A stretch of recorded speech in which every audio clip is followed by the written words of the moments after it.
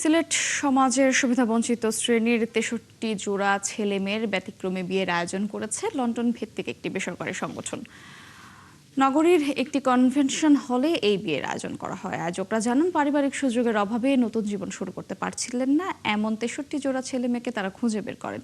সিলেট থেকে রিপোর্ট করেছেন হোসেন আহমেদ সুজাত। অর্থ দিয়ে আয়োজন করে বিয়ে করা তাদের কাছে ছিল অধরা। এরকম ৬৩ জন অভিভাবকহীন তরুণী ও তরুণের সেই স্বপ্ন বাস্তবায়ন করা হয়েছে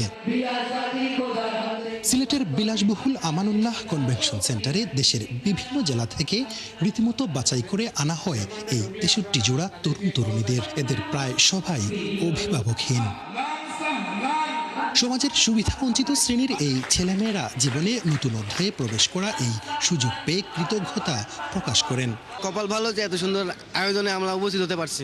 আজকে আমি বিয়ে করে অনেক ভালো হয়েছে, অনেক আনন্দ লাগতেছে। আমার সাথে এসেছে আমার মামা, আমার চাচা এবং আমার নানি। সুন্দর পরিবেশ, খুব আয়োজন সুন্দর।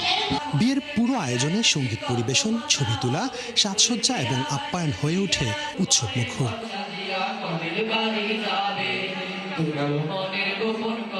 প্রতিটি দম্পতিকে আয়োজকদের পক্ষ থেকে সংসার শুরু করার প্রয়োজনীয় সামগ্রী উপহার দেয়া হয়। আয়োজকরা আরও জানান, ভবিষ্যতে এই পরিবারগুলোর পাশে তারা দাঁড়াবেন।